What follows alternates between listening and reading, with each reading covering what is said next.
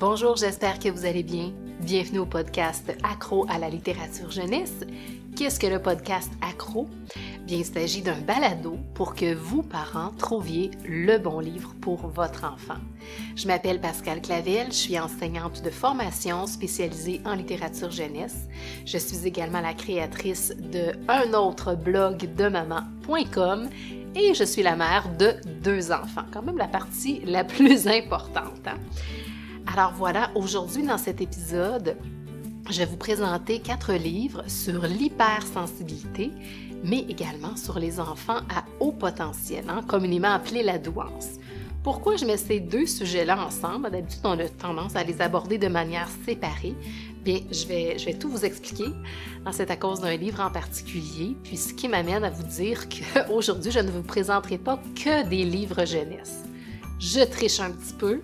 Je vais vous présenter une lecture incroyable pour vous, parents, et exclusivement vous. Donc, sans plus de préambule, je vous souhaite une bonne écoute.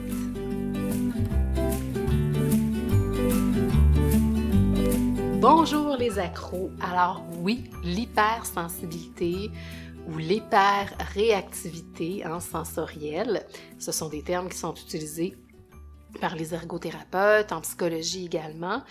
Et la douance, je devrais dire les enfants à haut potentiel, ou le haut potentiel, c'est comme ça qu'on nomme ces particularités là. Alors, je vous présente tout de suite le livre qui m'a amené à vous parler de ça aujourd'hui.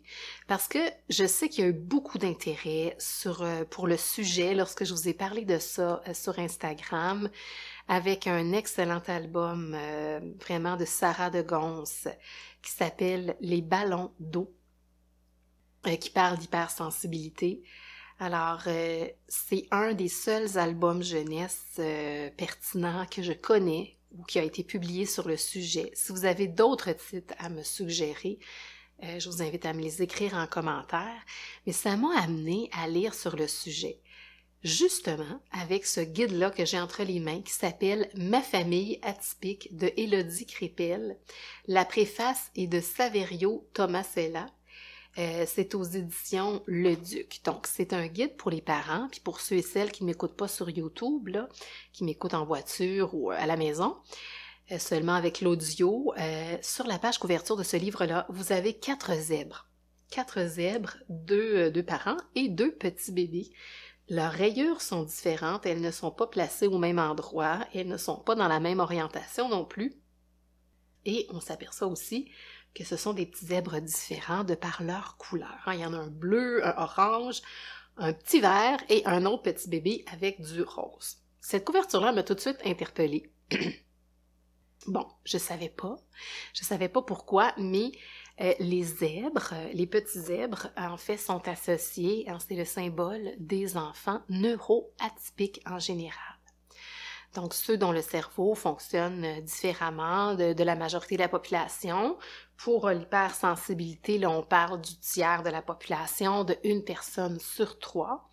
Alors, je m'identifie clairement et ouvertement aujourd'hui comme hypersensible. Je vous en ai parlé justement dans mes petites stories Instagram cette semaine. Encore une fois, comme avec l'album jeunesse Les ballons d'eau de Sarah de Gonse et d'Élodie Duhameau, vous avez été plusieurs à m'écrire, plusieurs à vous sentir touchés, interpellés par le sujet de l'hypersensibilité. Je sens qu'il y a beaucoup d'hypersensibles qui me suivent. Peut-être parce que, bon, ceux qui se ressemblent s'assemblent. Et puis, bon, peut-être aussi dans la profession enseignante, parce qu'il y a beaucoup d'enseignants. Ce sont des gens qui sont très empathiques, dont l'empathie est peut-être plus développée. Alors, quand on est dans des métiers où on s'occupe des autres, où on est dans l'humain, en fait, ça ne me surprend pas qu'il y ait des hypersensibles autant que ça qui me suivent sur les réseaux sociaux et à travers le blog, à nos blogs de maman. Alors, trêve de parenthèse, je vous avais dit que j'étais hypersensible, que j'avais un réservoir d'énergie qui semblait se vider plus rapidement que d'autres à cause des stimulations extérieures. On parle des stimulations sensorielles qui sont reliées aux 5 sens, comme le goût, l'odorat, le toucher, l'ouïe. Donc, vous les connaissez. Voilà. Puis, des fois, on ne s'en rend pas compte. Peut-être que vous êtes hypersensible et que vous ne le savez même pas. Peut-être que votre enfant est hypersensible et vous ne le savez pas. Et souvent, pas tout le temps, mais les parents hypersensibles vont donner naissance à des enfants hypersensibles, ce qui est tout à fait normal lorsqu'on pense à la génétique ou d'autres facteurs qui peuvent jouer à ce niveau-là. Je ne suis pas une spécialiste, je ne suis pas médecin pour vous le dire, mais il me semble qu'il y a vraiment un facteur génétique qui est relié à ça. Voilà, donc ma famille atypique d'Élodie Crépel, ça m'a amené un éclairage différent sur l'hypersensibilité parce qu'on l'a associé au haut potentiel intellectuel chez les enfants ou chez les adultes. Pas tout le temps, mais souvent. Les personnes qui sont dotées d'un haut potentiel vont être hypersensibles. Alors, est-ce que je suis dotée d'un haut potentiel? Est-ce que je ne le suis pas? J'ai jamais eu de gros problèmes à l'école. Je faisais partie des premières de classe. Hein. Là, c'est un épisode de podcast où je vais un petit peu plus me livrer. J'étais celle qui raflait tous les méritas. J'ai eu la médaille du gouverneur général en secondaire 2. Puis tu sais, je dis pas ça pour me vanter, mais j'étais également extrêmement perfectionniste. Ça faisait partie de ma personnalité, qui fait partie des traits aussi des ultrasensibles, des hypersensibles, le perfectionnisme. Donc, voilà. Est-ce qu'un jour, je vais passer le test pour savoir si j'ai un haut potentiel? Peut-être, mais je vais attendre d'être moins fatiguée. Hein? J'ai une fatigue de maman accumulée, comme beaucoup de parents, parce que ça sert à rien de passer un test si on est très fatigué, si on manque de sommeil, si on a attrapé tous les microbes possibles et inimaginables durant l'automne ou l'hiver. Hein? Je pense que vous vous sentez interpellé. Puis, je tiens à souligner que dans ma famille atypique, dans ce livre-là, on vous prévient, on nous dit, les personnes à haut potentiel, c'est pas de dire « Ah, je suis meilleure que tout le monde, je suis vraiment plus intelligente ou plus intelligent que tout le monde ». C'est vraiment plus dans une optique de compréhension mutuelle. C'est que le cerveau des personnes dotées d'un haut potentiel et qui sont peut-être doublement dotées d'une hypersensibilité ne fonctionne pas de la même façon que le 2/3 de la population ou que la majorité. Donc, c'est plus pour se comprendre et comprendre peut-être notre enfant, notre élève, son conjoint, sa conjointe. C'est beaucoup plus à ce niveau-là. Il y a des gens qui sont allés passer des tests pour savoir s'ils avaient un haut potentiel et ils n'avaient aucune idée. Et c'est des gens qui n'ont pas nécessairement fait de hautes études, hein. C'est ce qu'elle dit, Élodie Crépel, dans son livre, c'est que parfois on est doté d'un haut potentiel et on ne le sait pas. On peut avoir une très faible estime de soi, une perception de soi comme qu'on est nul, qu'on n'est pas bon, qu'on ne réussit pas, tu sais, si on n'a pas fait de grandes études universitaires ou qu'on n'a même pas terminé son secondaire 5 ou que, bref, parfois on a une vision de soi-même qui nous associe pas nécessairement à un haut potentiel selon les stéréotypes et les croyances dans la société actuelle. Mais ça se peut que vous soyez doté d'un haut potentiel même si vous n'avez pas fait des études universitaires, un bac, un doctorat, une maîtrise. Ça n'a rien à voir. Oui, ça peut avoir, dans le sens qu'on va peut-être les reconnaître, mais bon, le fameux test du quotient intellectuel, on en parle aussi, il faut faire attention, c'est à prendre avec parcimonie, avec beaucoup de délicatesse, ces tests-là.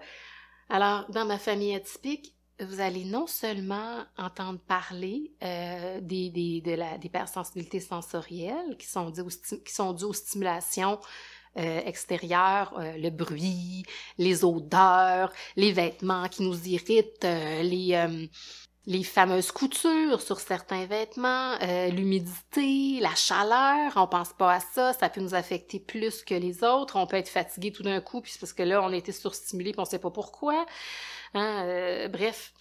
Donc, oui, mais on va vous parler aussi des charges qui nous vident de notre énergie en tant qu'hypersensible. Par exemple, la charge mentale, hein, tout ce qu'on a à faire dans notre journée, tout ce qu'on a à prévoir, la fameuse charge mentale. Ben, j'ai une petite nouvelle pour vous autres. La charge mentale, elle est difficile pour tout le monde à supporter, hein? Spécialement pour les femmes, parce que souvent, souvent ça relève de la femme dans la maison, mais là, je suis pas en train de généraliser. Là, si vous êtes un papa qui m'écoutez, là, vous êtes peut-être celui qui a la plus grande charge mentale dans la maison. Mais généralement, on parle d'un problème un petit peu plus féminin. Ça tend à s'équilibrer, heureusement, avec le temps. Puis, on parle de la charge émotionnelle, qui sont reliées aux émotions, nos propres émotions, les émotions des autres, par empathie qu'on ressent. Et il y a la charge sociale qui peut également stimuler ou surstimuler quelqu'un d'hypersensible et le vider de son énergie plus rapidement que les autres. La charge sociale, c'est quoi cette bébite-là? Qu'est-ce que ça mange en hiver, là? Mais la charge sociale, c'est tout ce qui concerne les relations avec les autres, le jugement des autres, hein? Choisir ce qu'on va porter aujourd'hui pour une réunion, pour aller enseigner, pour une rencontre un peu inhabituelle d'un collègue qu'on connaît pas. Ça fait partie de la charge sociale, entre autres. Ça peut être aussi devoir parler devant un groupe et, faire face au jugement par rapport à notre prestation orale, par exemple. Mais ce sont des choses peut-être que l'on fait quotidiennement, parler devant des groupes, on s'habitue et tout, mais ça ne veut pas dire que ça ne nous vide pas de notre énergie. Puis là, autre chose là, que j'ai apprise, c'est que le manque de sommeil, hein, tu sais, l'affaire dont souffrent tous les parents du monde, là, mais ça va exacerber votre hypersensibilité au bruit, aux odeurs, mais également là, tout ça, la charge sociale, la charge émotionnelle, la charge mentale. Donc, ce qu'on nous dit là-dedans, c'est qu'il faut s'écouter, il faut peut-être s'identifier comme hypersensible, peut-être qu'on a besoin d'aller passer un test. Puis là, on nous parle même de traits liés au TDAH, aux troubles du spectre de l'autisme, tu sais. Puis là, je veux pas m'aventurer trop profondément là-dedans parce que c'est abordé dans ma famille atypique, mais ça m'a comme un peu jeté par terre. Parce que, tu sais, des fois, on pense qu'on est juste TDAH, mais on est hypersensible, puis on le sait pas. Alors c'est pour ça que je vous dis, allez lire ça, Ma famille atypique. C'est vraiment un éclairage intéressant. Celui qui a fait la préface, Saverio Tomasella, c'est un docteur en psychologie et c'est un auteur de best-seller traduit en plusieurs langues. Élodie Crépel, c'est une psychanalyste et médiatrice familiale qui est spécialisée dans la douance et l'hypersensibilité. Alors, c'est des gens qui savent de quoi ils parlent. Donc, voilà, je vous mets ça, là, je vous lance ça aujourd'hui. Allez lire ça. Puis, je vous présente maintenant un livre des éditions de Mortagne, L'hypersensibilité sensorielle racontée aux enfants par Virginie Clavel et Valérie Ferron, ergothérapeute. Les illustrations sont de Jean Morin. On aime beaucoup les illustrations de Jean Morin. Je passe tout de suite à ce livre-là parce que je serais pu parler d'hypersensibilité et de haut potentiel pendant des heures, mais je veux quand même vous présenter les autres ouvrages que j'ai. Alors, c'est raconté aux enfants. Donc, oui, c'est un livre qui s'adresse aux enfants. C'est pas la première fois que je vous parle de cette collection-là des éditions de Mortagne. Oui, vous avez l'hypersensibilité sensorielle racontée aux enfants, mais il y a toutes sortes de sujets aussi, là. Il y a également, je pense, le trouble du déficit de l'attention raconté aux enfants, la dyslexie racontée aux enfants. Là, je veux pas non plus dire de bêtises, mais allez sur le site des éditions de Mortagne. Et vous allez trouver une foule de sujets pour accompagner vos enfants. C'est le fun parce que ça se lit d'un trait. Vous pouvez le lire avec votre enfant. Les illustrations sont colorées, attrayantes. Les personnages sont intéressants parce que c'est facile de s'identifier. Donc, c'est l'histoire d'une petite fille qui s'en va à une fête d'enfants. Puis là, à travers la fête, ce qu'elle va ressentir dans son corps et dans son esprit, elle va nous avouer qu'elle est hypersensible, elle va nous parler des trucs que lui donne son ergothérapeute pour pallier à ça, pour avoir de belles journées. Elle va même dire je fais des siestes, hein, parce que pour moi, aller à une fête d'enfants, c'est épuisant. Hein, il y a des ballons qui pètent, il y a des enfants qui chantent bonne fête tous ensemble. Puis là, ce qu'on nous dit là-dedans, ce que j'ai envie de vous relever, comme information à retenir à tout prix, mais je vous invite à lire parce qu'il y a un guide pour les parents à la fin aussi, bien, c'est que l'hypersensibilité, ce n'est pas un caprice. Si votre enfant a une réaction complètement disproportionnée par rapport à un stimulus qui vous semble anodin après une journée d'école, parce qu'il y a du bruit à l'école, il y a des stimulations dans une salle de classe, ça se peut que votre enfant, même en maternelle ou en première année, éclate dans le stationnement de l'école, vous pète une crise, ou en arrivant en sortant de l'autobus, vous savez pas pourquoi, il va peut-être lancer des objets. Puis c'est comme, ben là, c'est parce qu'on a comme dépassé le stade où on exprime sa colère de cette façon-là. Ben, c'est pas un caprice, c'est parce qu'il est en surcharge. Hein? C'est comme si le petit gardien dans son cerveau laissait rentrer les stimuli beaucoup trop, avec beaucoup trop d'entrain. Là. C'est comme s'il ne jouait pas son rôle de gardien et de tempérer les stimuli qui rentrent dans son cerveau. Il les laisse rentrer, grande porte ouverte. Et là, ça surcharge finalement le cerveau de l'enfant. Et là, il va réagir justement de manière peut-être que vous jugez inadéquate. Donc, il y a des stratégies qui sont annoncées dans ce livre-là, dont l'activité physique, la respiration bedon, dont vous avez peut-être entendu parler là, pour la pleine conscience. On vous dit même qu'on peut contracter les muscles faciaux. Il y a des massages que vous pouvez faire à votre enfant, avoir un petit endroit également dans la maison ou ailleurs, quand votre enfant va ailleurs, pour se retirer. Hein, des fois, c'est tellement intense ce qui se passe dans la vie de groupe qu'on a besoin de se retirer comme hypersensible. Alors, j'en dis pas plus parce que là, je suis comme tout en train de vous résumer le livre, mais vous voyez que c'est un sujet qui me passionne et qui me parle beaucoup. Je termine avec une bande dessinée aux éditions Jungle de Adrianson et de Claire P. C'est « Luce comprend tout trop vite ». Donc là, vous comprendrez qu'on est sur le thème du haut potentiel. Donc, c'est une petite fille qui a un haut potentiel, mais on ignore qu'elle a un haut potentiel, puis elle dérange en classe, elle est toujours en train de se lever, de vouloir bouger, elle comprend tout super vite. Elle va même aller aider les autres à résoudre les problèmes mathématiques, parce que ça va pas assez vite à son goût, puis elle a déjà tout compris. Puis elle est dans une classe multiniveau. J'ai trouvé ça bien que ce soit sous la forme d'une bande dessinée parce qu'on a comme la vision des parents qui discutent le soir ensemble sur « ben là, le prof nous a encore convoqués, on sait plus quoi faire, notre fille dérange, mais elle a pas de problème scolaire, elle a des super bonnes notes, mais c'est son comportement qui pose problème. » Donc, on a la vision des parents, on a la vision de Luce qui écrit son journal, puis qu'on voit aussi là en classe avec ses amis et tout. Donc, c'est une bande dessinée que je recommande, peut-être si vous avez un enfant à haut potentiel, ou si vous êtes enseignante, ou si vous êtes une spécialiste, peut-être une éducatrice spécialisée, si vous êtes en psychologie. Hein, donc, c'est vraiment une bande dessinée que je vous recommande d'avoir, peut-être pour que l'enfant puisse se reconnaître, dire « Aïe, aïe, moi je suis comme Luce, je suis pas un extraterrestre. Je suis pas anormale, ça existe des enfants comme moi. » Puis ce qu'il faut savoir dans cette bande dessinée-là, c'est qu'il y a un suppléant à un moment donné parce que la prof ne fait que condamner l'enfant. Elle va toujours la mettre au coin, puis elle ne semble pas essayer de chercher plus loin. Puis là, je suis pas en train de jeter le blâme sur les enseignants, là, c'est pas ça, mais dans cette histoire-là, c'est ce qui arrive. Puis un suppléant, un autre enseignant qui vient remplacer à un moment donné, parce que l'autre a un accident de ski, et qui se rend compte que Luce, c'est parce que, pourquoi elle dérange? Parce qu'elle a besoin d'être fournie constamment, stimulée, alimentée intellectuellement. Donc, comme c'est une classe multiniveau, il dit, est-ce que tu as envie de faire les travaux des CM2? Puis, ça va se solder finalement par le fait que la petite fille va monter de niveau, parce que au niveau de sa maturité psychologique et émotionnelle, elle est prête à aller en CM2 aussi, donc c'est quelque chose dont il faut tenir compte aussi.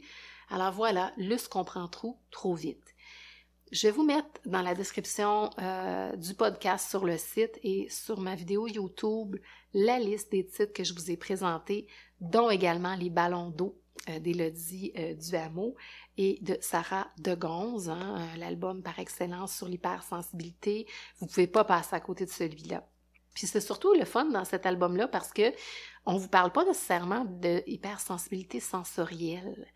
On va vous parler beaucoup des émotions, de l'anxiété même que ça peut générer chez les personnes hypersensibles, le tourbillon intérieur, la lourdeur de toute cette empathie qui est tellement, comme, oui, intéressante, mais qui peut vraiment être lourde à porter quand on ressent autant ce que l'autre peut ressentir ou quand on vit les choses avec autant d'intensité.